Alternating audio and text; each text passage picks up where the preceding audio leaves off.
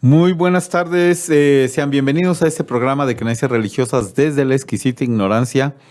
Pues hoy tenemos de invitado, hoy este 20 de noviembre, sí lo festejamos nosotros aquí. Bueno, más allá de eso del Buen Fin y todo eso que ya pasó, pues tenemos a Moré Badiel Eduardo Cabrera García. Eduardo, pues muy buenas tardes. ¿Qué tal? Pues buenas tardes, gracias por invitarme.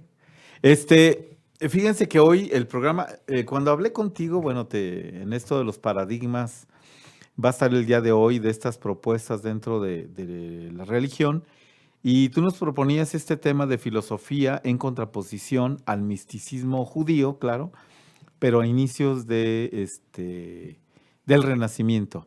Y ya tú nos explicarás por qué toda esta cuestión, ¿no? Estos dos planteamientos y un judaísmo, bueno, una filosofía judía frente a un misticismo judío.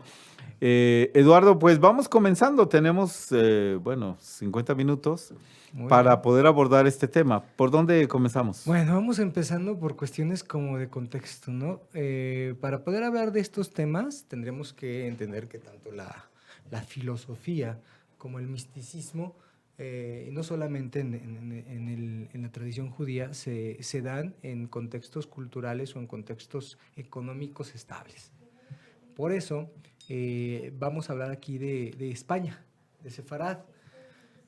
Y la España, sobre todo la España andaluza, la España musulmana, que fue un periodo llamémosle, dorado para el pueblo de Israel, para los judíos sefaradíes, que tuvieron una estabilidad tal en lo que fue bajo era el califato, creo que era de Córdoba, una estabilidad tal que pudieron desarrollar este tipo de pensamiento filosófico y aparte un pensamiento místico, a la par de la poesía, a la par de las matemáticas, a la par de la medicina y también, y que es interesante, ¿no? Que en este periodo el pensamiento, digamos, jurídico, judaico, no fue tan grande. Al contrario, los judíos como que se vertieron a otro tipo de pensamientos, poniéndole su concepción judaica.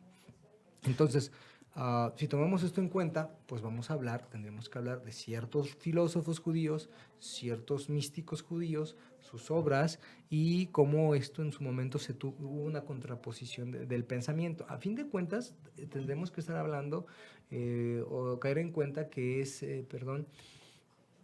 son élites. No podemos decir que todo el pueblo estaba en estos desarrollos. Estamos hablando de personas que en su momento pues sabían leer, sabían escribir, estudiaban, entonces tenían una condición tal que se los permitía.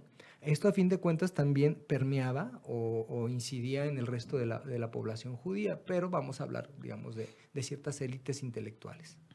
Ahora, también en este periodo van a surgir dos obras muy importantes, que es el Zohar y la Cábala, ¿no? Claro, sí, el Zohar como tal, digamos que es la Biblia cabalista, así la han denominado. A mí me da risa, pero es como, es un texto tremendo, es enorme. De hecho, el Zohar lo que relata es la historia del rabino Shimon Bar Yochai caminando por Palestina, se supone, Judea de aquel periodo, con sus discípulos y discutiendo sobre varios temas, inicialmente de Torah, inicialmente de ley, pero después se desarrollan a lo místico. Esto es el Zohar, pero hay otros textos que también se generan. Y de hecho el Zohar es como, digamos, el cúmulo de todo el pensamiento místico del periodo. De allá para acá ha seguido habiendo desarrollos en el misticismo judío, pero este fue un periodo tremendo, ¿no?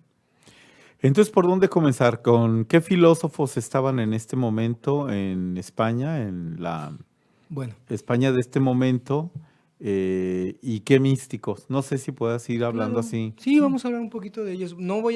Evidentemente habría muchísimos, pero hice un listado de los que me parecieron más importantes y los que me parecieron, los que me gustaban más, ¿no? Este listado no deja de ser subjetivo. Porque habrá alguien que luego diga, si tiene conocimiento de estas cosas, pero te faltó no sé quién. Sí, pero bueno, pues entiendan que Esto también va por cuestiones de gusto. Hay que tomar en cuenta, bueno, vamos a llegar a ciertas conclusiones. Oye, antes, perdón de que sigas, que hay que aclarar una cosa, que ahora tú estás formándote también en una maestría de estudios Sí, judaicos. claro.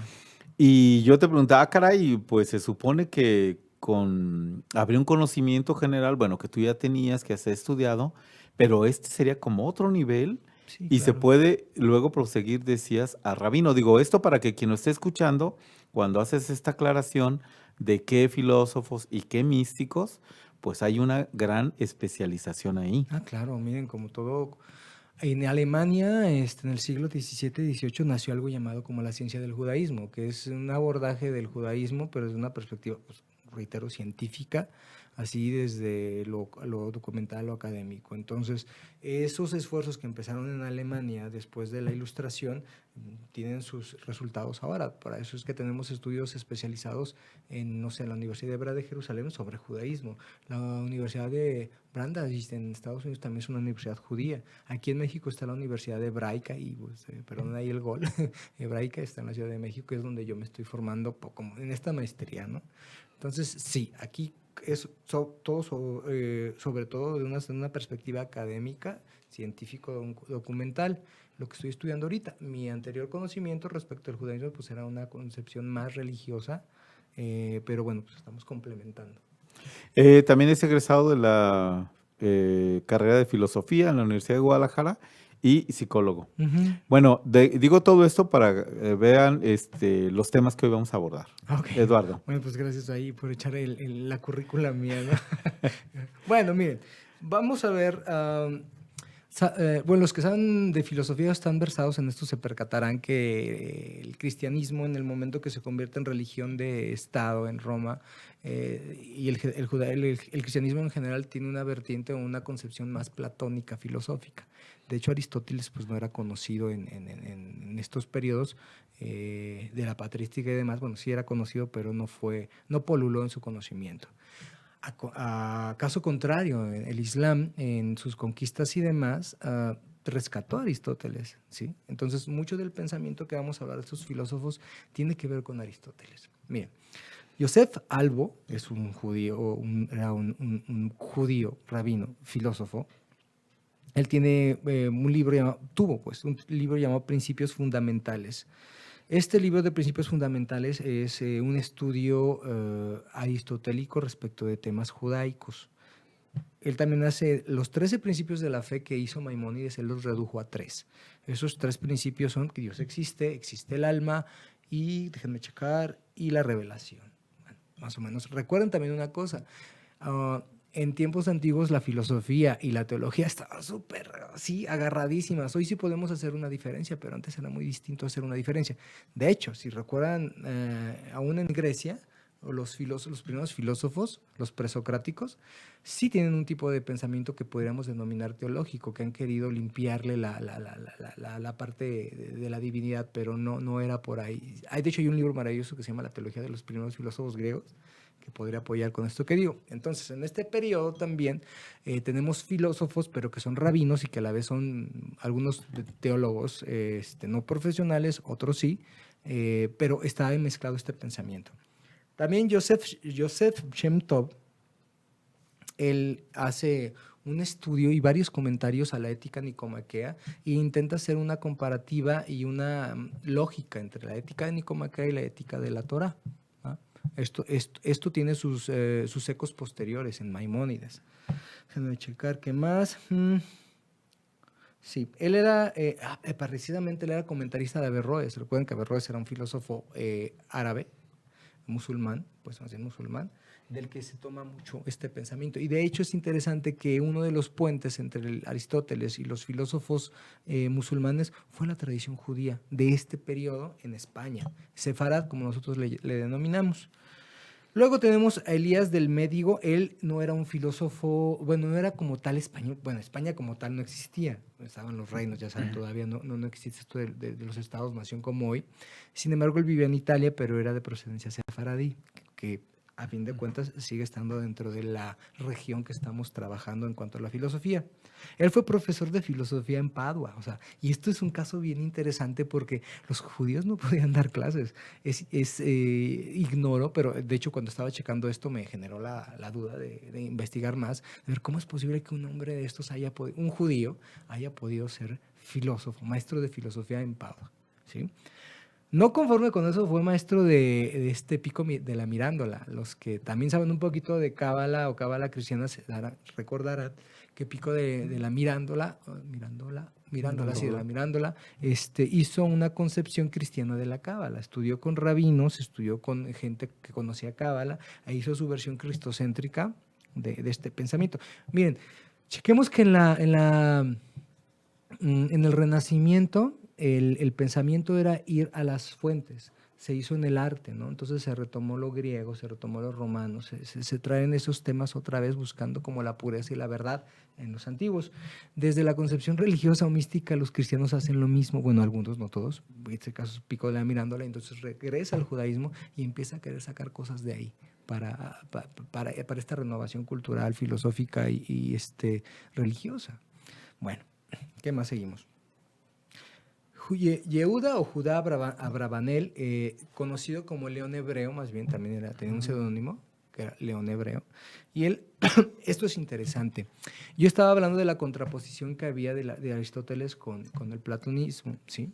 Hoy estamos hablando de que este tema es una contraposición de filosofía a misticismo. Sin embargo, nos daremos cuenta que aún el misticismo tiene una base filosófica y tiene una vena tal, pero es más platónica.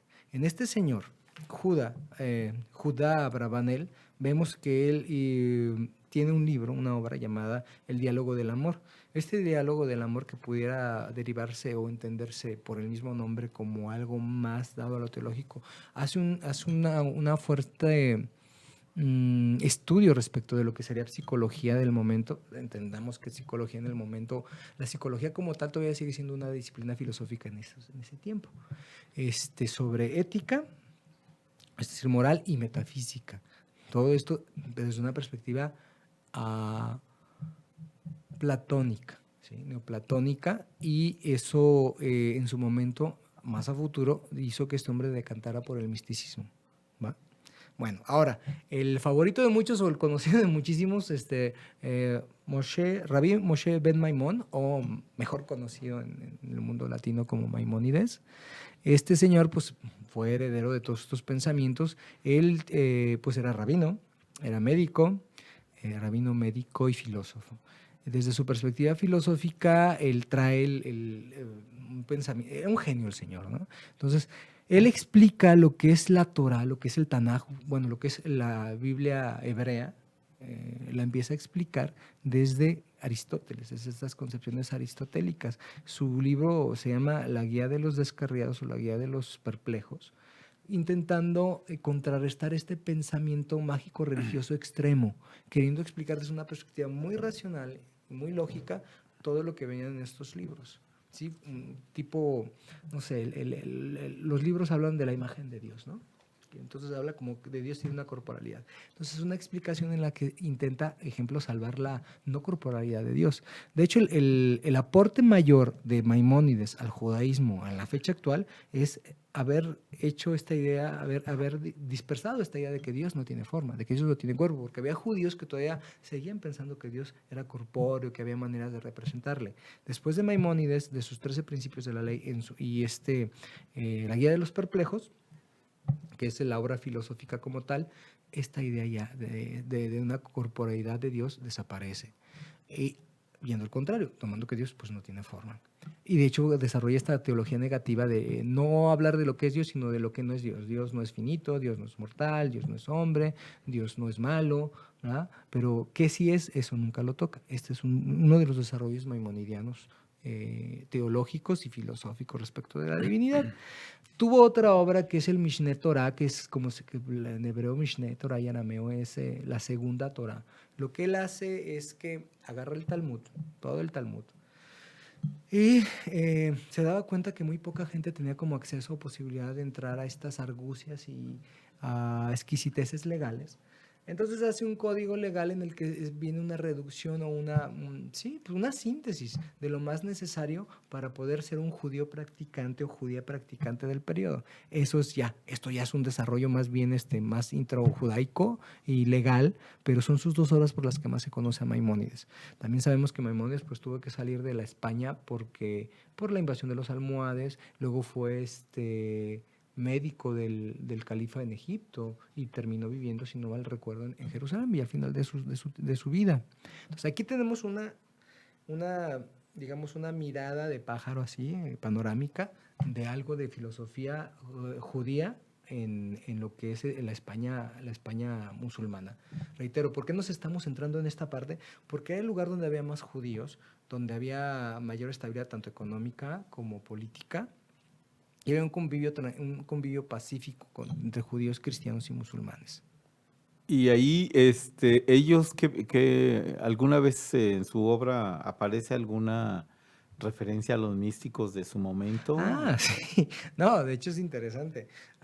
Podemos entender que había una polémica entre los místicos y los filósofos. ¿Sí? Entonces, sí había referencias, sí había contestaciones y cartas y demás. Y de hecho, la guía de los perplejos es una respuesta de Maimónides a las interpretaciones de muchos místicos. Es interesante que después de Maimónides, si no me equivoco, Nachmanides, a ver, el hijo de Maimónides, que no recuerdo cómo se llama, es interesante que él terminó decantándose por la mística. Y a la muerte de su padre, él terminó de místico judío y cabalista, ¿no? Como aquí pasa, ¿no? Tenemos una persona súper religiosa y su hijo termina siendo comunista y al revés. Algo así pasó con eso. Y más o menos algunos de los debates de ese momento, ¿en torno a qué serían? Pues mira, si quieres vamos entrando también con Ok. un poquito de los místicos. Y lo vemos ya Sí, ya vemos la cuestión. ¿Qué te parece si antes de volver con los místicos vamos al corte? Y regresamos ahí en la cabina, Germán, hoy acompañándonos en este programa.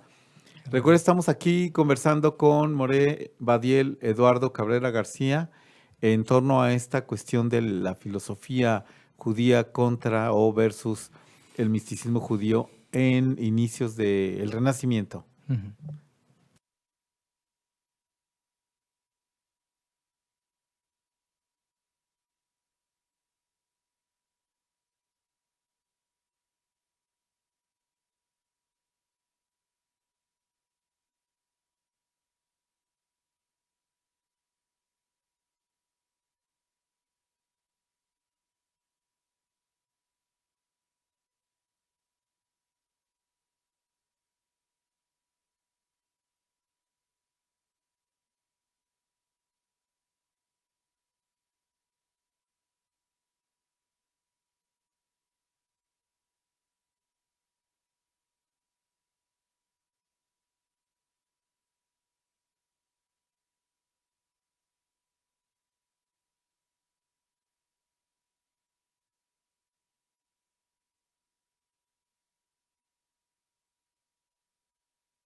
Bien, pues regresamos, Eduardo.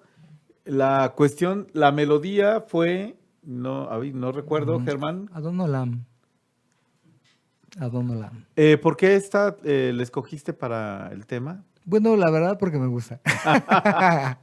Y puede dar una atmósfera para lo que estamos. Bueno, miren, ya ven con retórica todo se acomoda. Entonces, vamos diciendo, Adon Olam es el dueño del mundo o amo del mundo. Este es un canto, un rezo que se hace en las sinagogas por lo regular y habla de cómo Dios es amo de todo y cómo él reinaba antes de que todo existiera y cuando todo deje de existir él va a seguir reinando, ¿no? Entonces, esta es una idea muy, muy mística, pues. Ok. Sí. Entonces, nos estabas platicando acerca de Maimónides y ahora de la cuestión de los místicos. Sí, miren, vamos a ver qué pasa con esto de los místicos. Los místicos como tales tienen una concepción distinta, tienen un acercamiento a la realidad de manera divergente. Hasta ahorita habíamos hablado de los filósofos y estos filósofos judíos en su mayoría eran aristotélicos por medio de Averroes, por medio de la filosofía musulmana. Recordemos también que la vertiente aristotélica nos habla de que el mundo está ahí para aprenderlo, ¿va? ya está generado, ahí está. Lo que yo aprendo en la experimentación, en todo este proceso, es verdadero, ¿sí? No hay manera de dudar de ello. Desde la concepción platónica, no necesariamente. Recordemos que para Platón el conocer es recordar, y es recordar las ideas verdaderas del topos Uranus, y aquí solamente tenemos reminiscencias o vestigios de esa realidad pura, que esta no sería la realidad como tal. Algo así vamos encontrando en el pensamiento de los místicos. Y pues entonces podremos decir que esta contraposición judía de místicos contra filósofos es una raíz de concepción aristotélica y de concepción platónica. Oye, y estas, bueno, antes de que nos hables de los místicos, eh, ¿acudían a las mismas sinagogas o dónde se daban los debates? Mira, la cosa es esta. En una sinagoga podía haber gente que era como más cabalista o mística, con tendencias más a la mística, y había personas que tenían más tendencia a lo filosófico. Entonces, es interesante que no había como una lucha al interior de la sinagoga, sino simplemente una correspondencia. Y en cuanto a publicaciones. Y ahí en las publicaciones era donde vamos a tener estos debates. Sí, en las publicaciones están las respuestas, y no necesariamente de una manera así directa. Mira tú, tal por cual, no. Sino se ha dicho, se ha pensado. Nosotros les demostramos que es lo contrario, porque bla, bla, y empieza toda la discursiva, ¿no? Y toda la argumentación, sacando sus fuentes y pues mostrando sus razones. Pero ya en estudios pues más en detalle alguien pues, se da cuenta de esto. Pero saben que yo no quisiera decir necesariamente que es aristotélico y ¿Platónico? Y platónico. Es que estas ideas de cómo se acerca uno al mundo, aunque uno nunca haya escuchado ni de Platón ni de Aristóteles, hay gente que tiene más tendencia a lo religioso, digamos, a lo más como emotivo, afectivo, en su descubrimiento del mismo, y hay gente que es más, digamos, analítica, ¿sí? Más fría. Entonces, independientemente de Aristóteles o de Platón, esto se da en los seres humanos, que más bien parece un gusto con el que uno tiene, ¿no? Pues desde esa perspectiva, obvio, los cabalistas no decían, sí, es que nuestros argumentos nos los dio Platón. No, simplemente ejercían su pensamiento y su tendencia. Ahora, a diferencia de los filósofos, que ellos sí eran muy claros, de hecho ellos cuando decían el filósofo, se referían a Aristóteles. El filósofo es Aristóteles. ¿Y aquí los místicos quiénes son? Bueno, hay muchísimos, pero ahí otra vez hice mi listado pequeñito, pero interesante, porque bueno, hay como místicos posteriores muy, muy renombrados, que tal vez sean conocidos por otras personas que no estén tan metidos en estos temas. Sin embargo, yo tomé místicos, o más bien personas con tendencias místicas del periodo y de Sefarad. Empezaríamos pues con Abraham Abulafia. Abraham Abulafia era un rabino también y cabalista. Él tenía una concepción, él generó algo llamado la cábala estática o la cábala profética, en la cual se hacían combinaciones de nombres así larguísimas con las letras. El propósito era no equivocarte en la combinación de letras para poder generar un estado alterado de conciencia y contactarte con la divinidad. Él pensaba que cuando uno hacía estas cosas, decir los nombres, recitar los nombres que él generaba con las letras y estas combinaciones súper complicadas, podías generar un estado de conexión como los profetas. Por eso él decía que era cábala profética. Y entonces, si estamos viendo un deseo de unidad con la divinidad, es lo que él procuraba. No, otra de las cosas como maravillosas, bueno, a mí me parece maravillosas de su metodología, es que también las letras, porque usaba esta cábala muy de las letras, porque pues, ¿de qué está hecha la Torah? ¿Con qué está escrita la Torah? Pues con letras, ¿no? ¿Y quién dio estas letras? Pues Dios. Entonces, en esa obra de Dios primigenia es donde vamos a encontrar la manera de acercarnos a Él.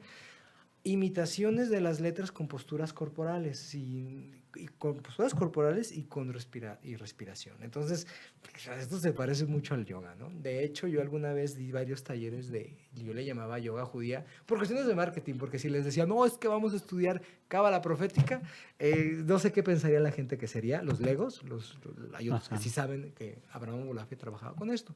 Este es un tipo de pensamiento, imagínate, bien contrario y bien distinto a lo que decían los filósofos.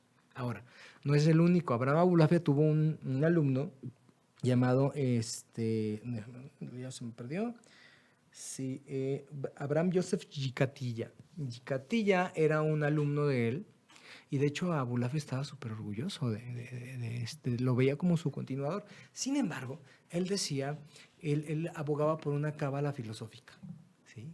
Y él decía que la cábala es la raíz y que la filosofía nace de la cábala y vienen sus explicaciones. Entonces, si bien él también tenía esta discursiva y este ejercicio corporal para generar el contacto con la divinidad, también hace desarrollos filosóficos posteriores. Esos son los que a mí más me encantan. Habrá, pues como te dije, el hijo de Maimónides, está Nachmanides. Son pensamientos que son redundantes en lo mismo, en encontrar en la Torah miles de caras y miles de interpretaciones. Otra de estas interpretaciones respecto de la Torah es decir, la Torah, los que han visto un rollo de Torah o la Biblia en hebreo se percatarán pues que hay letritas negras, más los espacios en blanco. La idea y el pensamiento es que estos espacios en blancos eran fuego blanco con fuego negro, ¿sí? Entonces es meditar, entrar al texto para poder encontrar la verdad oculta en los espacios en blanco y que el fuego pasara de lo blanco, del fuego blanco al fuego negro y que tal vez lo que leyéramos al final sería muy distinto de las interpretaciones o el texto como tal, ¿no? De hecho, eso luego se prestó a problemas porque orgías sagradas, hubo grupos judíos que las realizaron por este tipo de interpretaciones. Yo no tengo problema con eso, pero el problema era muy, muy mal visto. O sea, era entonces no solo la palabra, no solo mencionarla, decirla, sino había toda una cuestión corporal con Claro, respecto a esto. imitar la letra, porque el mundo fue creado con las letras, ¿sí? Con palabras de Dios, obvio, pero con letras. Entonces eso era como una manera de emular a la divinidad o acercarte a la divinidad. Y los mismos textos en lo más literal te dicen, sed santos como yo soy santo, le decía a su pueblo Israel, o en el Talmud, sed misericordiosos como yo soy misericordioso, dice Dios. Ahora, a ver, me estoy tratando de imaginar esto que tú decías como yoga judía, que Ujú. alguna vez lo hemos platicado, pero entonces hay textos que se entonan y al mismo tiempo hay movimientos corporales. Sí, claro, pero evidentemente, miren, ah, podemos decir que Abraham Abulafia no fue el ganador de las escuelas cabalísticas que había. Y tan es así que su pensamiento apenas está siendo estudiado y publicado. O sea, hay muchísimos manuscritos de Abraham Abulafia, pero no todos están traducidos ni han sido abordados. Ya se está haciendo esto pues como te digo, en el estudio científico del judaísmo. Por otra parte, no sé, ya podríamos hablar de Moshe de León. Moshe de León, o Moisés de León, qué cosas, ¿no? Él vivía en Guadalajara, pero en España. Entonces este señor tiene un grupo de amigos y de estudiosos que entre ellos generan lo que es el Zohar. La idea tradicional es que el Zohar fue escrito por Rabbi Shimon Bar Yochai, pero pues vemos que bueno, no hay evidencia documental para sostener tal cosa. Y también nos percatamos que este recurso a la pseudonomia para hacer más válido el texto que tú estás diciendo era algo muy usado. Desde la Torá, desde el Tanaj, ya el libro de Isaías, una parte podría ser de Isaías y otras partes del libro de Isaías, pues nada que ver con Isaías. ¿Sí? Desde la filología te puedes dar cuenta de eso y desde la discursiva que trata, no están hablando de lo mismo. Entonces, hay hasta 3 Isaías, pero todos están englobados en un mismo libro. Entonces, este recurso a decir que fue el autor otra persona, pues es viejo. Entonces, eso es lo que pasó con el Zohar, que es lo que te digo, que es el libro en el que se supone que Shimon Bar Yochai va caminando por Palestina, por tierra de Judá, enseñándoles interpretaciones maravillosas a sus alumnos. Y también aparecen sabios. Este sabio podría ser Elías o Enoch, que traen interpretaciones nuevas a la Torah, pero de un tinte místico. Ahí es donde aparece lo que son las sefirot, ahí es donde aparece el árbol de la vida, ahí es donde aparecen estos 4 mundos que es Atzilut, Asiyah, Briah, Atzilut, Asiyah, Briah. A ver, dinos qué es esto de la sefirat o la Bueno, sefirot. ahí vamos a entender la vena platónica, ¿no? De esto. Estas 10 sefirot, perdón, son 10 nombres, o 10 esferas, o 10 emanaciones de Dios, con las que Dios, siendo el mismo, creó el universo, ¿va? Entonces, Ah, me acordé ahorita. Abraham Abulafia tiene un problema, creo que con el rabino, un fuerte rabino de Toledo, donde él le manda una carta y le dice que no está enseñando la cábala que él enseña. Entonces la respuesta que le da este Abraham Abulafia a él le dice: usted cállese, usted no debe estar hablando porque usted es peor que los cristianos. Pongo entre paréntesis sus palabras, porque mientras los cristianos tienen 3 sefirot, usted tiene 10 sefirot, ¿sí? Entendiéndose el Padre, el Hijo y el Espíritu Santo, que es esta discusión de que son 3, pero que es uno. Ah, la misma cosa en la Cábala, son 10, pero es uno. Ajá. ¿Sí? Estos serían las sefirot, serían como 10 emanaciones de Dios para hacerse accesible al mundo, porque en su totalidad, pues como que lo destruiría, o sea, sería muy pleno, ¿no? Es imposible. Entonces, algo así similar es esto de las sefirot, tienen pues, sus 10 nombres y sus 10 funciones. En la estructura del árbol de la vida, es Jaime, lo puedes acomodar a cualquier cosa que exista y te da a entender por qué existen las cosas o cómo es la estructura interna, o por qué una cosa está enferma, o por qué una cosa está decadente cuando ya lo aplicas. Es interesantísimo, la verdad que es interesantísimo. Pero retomando esta idea de las emanaciones, el pensamiento de las emanaciones de la divinidad es un pensamiento que Plotino y Porfirio, neoplatónicos, generaron posterior a Dios, porque tenían esta idea de, ok, está el mundo de las ideas, pero ¿cómo entonces el mundo de las ideas es partícipe, que esta es la unidad plena de la multiplicidad? ¿Cómo puede haber esa conexión? Entonces, pues, ellos hacen esta discursiva en la que se vienen haciendo como estas emanaciones y ellos se quedan en 3. Que eso fue maravilloso para la teología cristiana posterior. Igual Filón de Alejandría hizo acercamientos que le sirvieron a los cristianos para tener una discursiva filosófica con la que sustentar su creencia en el periodo romano. Pero bien visto desde acá, vemos pues cómo la cábala toma, echa mano de herramientas conceptuales neoplatónicas y platónicas para explicar esto de la divinidad y su intervención en el mundo y cómo es que Dios sí está, pero no está y todo eso. Pues ahora no sé si ya podemos ir empezando a abordar. Estos eran los filósofos, estos eran los místicos. Estas son algunas propuestas a grandes, ahora sí, Claro, que grandes rasgos. rasgos. ¿Cuál era la pugna en ese momento o sobre cuáles fueron precisamente estas confrontaciones? Pues bueno, uno siempre cree, bueno, lo normal es como que pensar que lo que uno piensa y lo que uno cree es la verdad. Y entonces uno se argumenta y saca acá todo, ¿no? Entonces ambos bandos hicieron esto. Reitero, era una pugna o era una lucha a nivel intelectual, pero de élites. No es que toda la gente le entrara a esto. Mira, te pongo un ejemplo. Hoy día, una cosa es la teología y otra cosa es la religión popular. Muy distintas, y de hecho hasta se contraponen. Y esto no solo en el judaísmo. Yo creo, bueno, yo puedo hablarte de aquí de mis amigos cristianos y hasta budistas, en los que he visto esta contraposición de la concepción teológica refinada y maravillosa, y que hay toda una discursiva filosófica y con una rigurosidad argumental tal que pues la contrapones con con la fe popular y bueno, pues no parece que estés hablando de la misma religión, solamente escuchas como conceptos similares, pero con otras cargas. Entonces, hablando desde esa perspectiva, en el judaísmo pasaba algo similar. Entonces, las élites tenían unas concepciones de pensamiento divergentes y hacían este tipo de luchas. El grueso de la población, pues no, el grueso de la población pues iba a las sinagogas, pues practicaba, celebraba el Shabbat, intentaba cumplir las leyes dietéticas, estas ideas, pues lo básico religioso, pero no se metían en una problemática de que esto material, esto que circuncide a mi hijo, que celebre Shabbat, que celebre las fiestas, solamente se quedaban con lo material, digamos, de eso, o sea.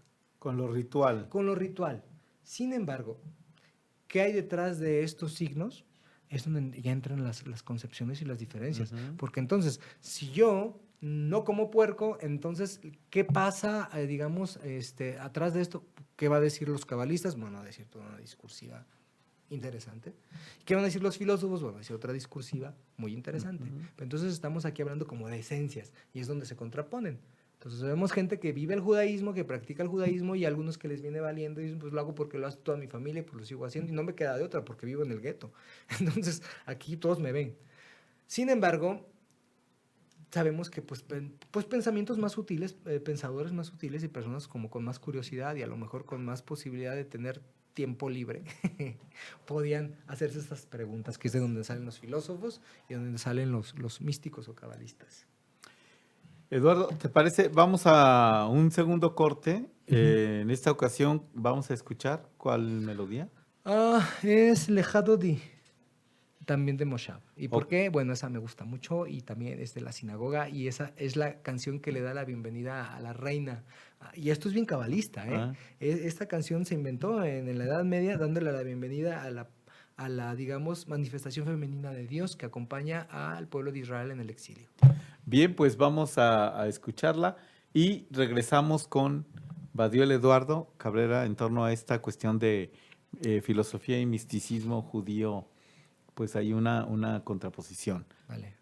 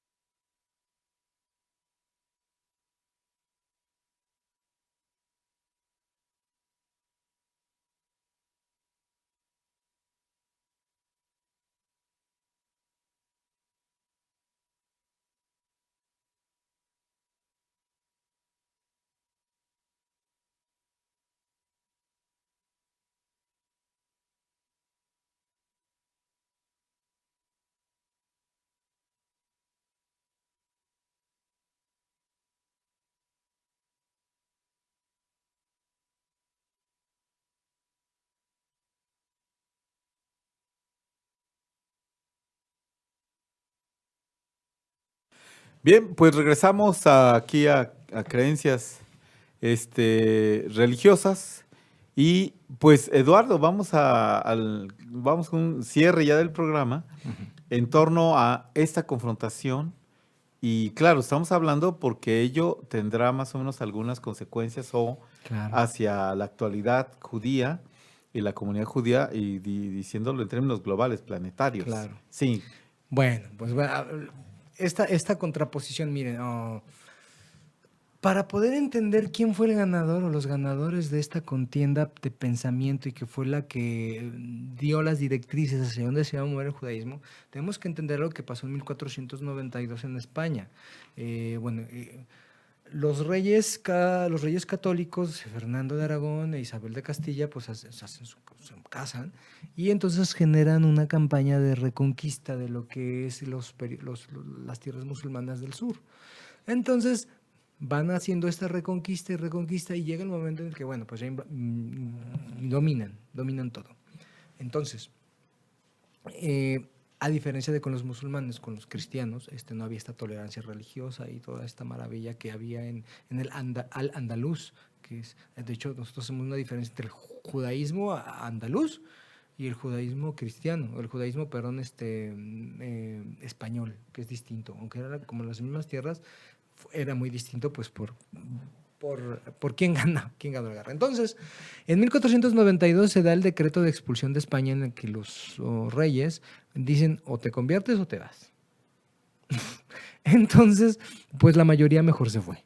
La mayoría de los judíos, igual también los musulmanes que estaban en los territorios, la mayoría se fue. Sin embargo, hubo algunos que se quedaron, que no se convirtieron, que se convirtieron y bueno, renegaron de la fe, unos de manera sincera, otros eran pues es el fenómeno de los criptojudíos, marranos, pero eso ya sería otro tema también para otro programa. Bueno, entonces, imagínate que a ti te corren de tu casa y te tienes que ir con todo y tus hijos y para acabarla, no te puedes llevar tus riquezas ni tus bienes materiales porque esos, no, según el decreto, no te podías llevar bienes materiales, o sea, oro, plata, nada. Entonces tenías que abandonar todo por ser fiel a tu fe. Entonces es una cuestión, un dilema existencial y de una angustia tremenda. O renuncio a mi fe, a mi identidad y a mi todo, o me quedo con mis bienes materiales, ¿sí? Entonces, bueno, es fuerte. Interesante es que casi todos se fueron. Sin embargo, pues esto no deja de ser una cosa trágica. Aquí entonces habíamos hablado de que había dos tipos de pensamientos, el filosófico y el místico. El pensamiento místico sí tiene una aproximación normal. De hecho, no pude participar ese año en las actividades de la Universidad de Guadalajara respecto del fenómeno del mal, porque hay una aproximación filosófica del mal en el periodo y una aproximación mística del mal. La aproximación filosófica del mal, pues imagínate, la ética nicomaquea, quien la ha leído, ¿a dónde va esto? La respuesta era más bien tirando al estoicismo. Y era la respuesta filosófica. La respuesta del misticismo, de la Kabbalah, desarrollada, es decir, pero ¿por qué nos pasa esto? ¿Por qué está aconteciendo esto? Bueno, la respuesta viene a decir que hay un propósito en esto. El pueblo de Israel es comparado con el siervo sufriente, que es un texto en Isaías, y en las que entonces el siervo sufriente va a sufrir y demás, pero va a ser exaltado al final porque está cumpliendo un trabajo de redención. Este trabajo de redención del pueblo de Israel sería estar disperso entre las naciones, rescatando las chispas divinas o las chispas divinas como tal que están regadas en toda la materialidad. Esta es una discursiva mística y de hecho derivada no solamente de la cuestión platónica, sino del maniqueísmo. Aquí vemos ecos del maniqueísmo en el judaísmo. Ya, también, ese es otro tema también bien extenso para trabajarlo alguna vez. Pero bueno, entonces la gente dice, bueno, nos está pasando esta cosa horrible de la tragedia, porque no nomás nos expulsan de España, nos expulsan de Portugal, nos expulsan de Francia, nos expulsan de Inglaterra. Los únicos lugares donde nos reciben son en territorios musulmanes. Por eso yo casi siempre digo que donde mejor nos ha ido en el pasado siempre era con nuestros primos musulmanes, que con los cristianos. Entonces, cualquiera que estudie historia verá que no miento. Hoy es al revés. Pero bueno, entonces desde aquí vemos cómo el pensamiento, la respuesta necesaria y adecuada para las masas la dio el misticismo. Y la filosofía perdió. La filosofía perdió. Porque su respuesta al fenómeno del mal no empatizaba, no ayudaba a hacer más ligera este hecho tan difícil. ¿Sí? Entonces es una explicación más certera, bueno, no certera, sino que puede dar posibilidades a la diáspora que se les presentaba, es decir, esta dispersión, ¿por qué? Y entonces una respuesta mística. Claro, la respuesta mística entonces le da sentido a tu dolor y a tu sufrimiento. Ya no estás sufriendo solamente porque el mundo es una porquería, que sí lo es a veces, ¿no? Sino que hay un motivo en mi sufrir, entonces, bueno, hasta psicológicamente te lo digo, cuando una persona tiene un tipo de pérdida, puede hacer una reinterpretación de esta pérdida, puede metabolizarla, entenderla y le puede ser de utilidad.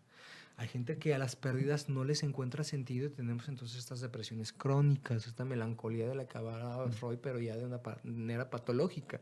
Esto que entendemos desde una perspectiva como muy en lo personal, en la psique individual, imagínatelo de una manera colectiva.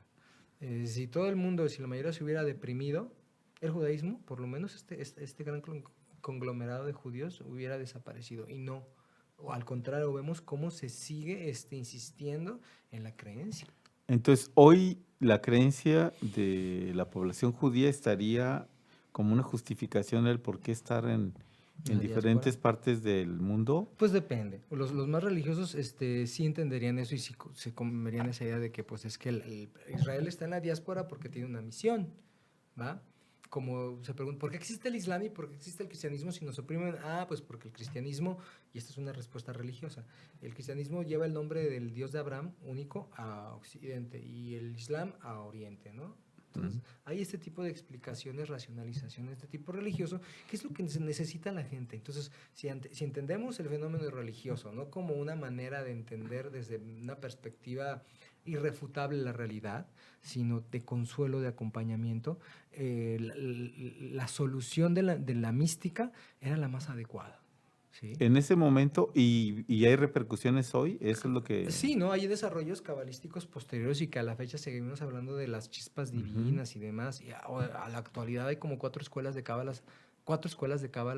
a nivel mundial, muy fuertes. Hay otras más pequeñas, pero hay unas que siguen esta discursiva de las chispas divinas, de la diáspora, de que es un lenguaje velado, un lenguaje simbólico de lo que acontece en las realidades metafísicas, ¿no? Y Y, ahí mezclamos otra vez filosofía con misticismo. y por el otro lado, los filósofos, Ujú. hoy hay Ah, filósofos claro. también dando perspectivas, Claro. respuestas dentro del judaísmo. Sí, pues mira, así en cortito. Hannah Arendt, Ajá.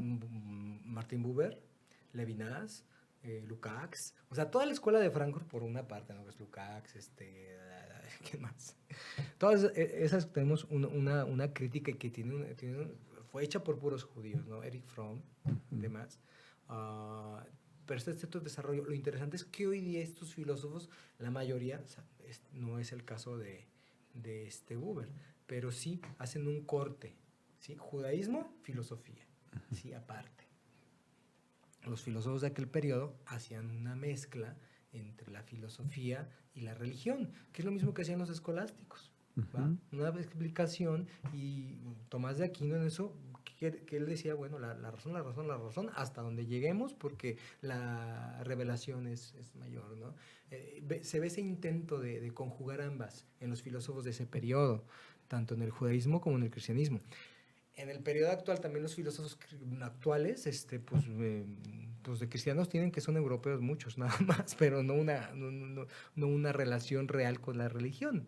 Entonces, Ujú. hoy eso mismo también pasa en el judaísmo, ¿no? Y sigue habiendo filósofos y siguen haciendo filósofos. Pues yo estudié filosofía, imagínate. Y la otra es los rabinos que seguirán, Los pues. rabinos, hay rabinos que tienen tendencias filosóficas. Uno de los rabinos que yo admiro bastante es el rabino Juan Mejía, que el señor pues tiene una licenciatura en filosofía, tiene una maestría en estudios judaicos, ándale, como yo estoy todavía, y es rabino. Entonces, de las cosas que yo he tenido de clases con ese señor, pues yo encantado cuando empieza a hablar de filosofía y cómo hace este juego entre la tradición judía y la filosofía. No coincido en todo con él, eso es muy judío, pero ese es el caso. Y hay rabinos que no saben nada de filosofía ni les interesa. De hecho, en las comunidades más ortodoxas, pues hay judíos que ni siquiera saben álgebra, porque Ujú. solamente se le han pasado dedicados a estudiar la tradición. Pero bueno, esa es otra realidad. Y en este tema sobre que abordamos, ¿cómo repercutió o no tuvo en generar nuevos rituales? Sí, O, claro. ¿sí? Mira, estábamos ahorita, la canción que mandamos hace rato, la de Lejado Di, Ujú. Lejado Di es una bienvenida a la reina Shabbat y este es un poema inicialmente, luego ya se musicalizó.